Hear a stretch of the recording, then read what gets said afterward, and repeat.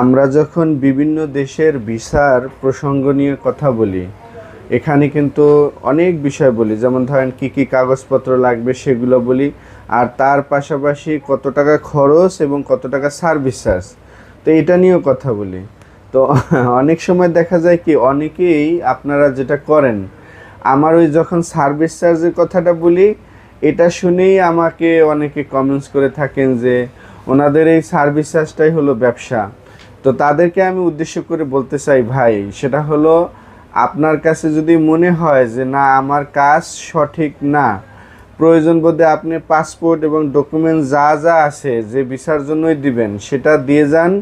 আপনার এক পয়সাও দেওয়া লাগবে না, সার্ভিস চার্জ বাবদও কোনো টাকা দেওয়া লাগবে না। যখন আমার কাজটা আপনার কাছে মনে হবে যে না, ওনার কাজটা সঠিক হয়েছে এবং সার্ভিস চার্জ পাওয়ার যোগ্য উনি, তখন আপনি আমাকে সার্ভিস চার্জ দিয়েন। তার আগে প্রসেসিং করা বাবদও আপনাকে এক পয়সাও দিতে হবে না।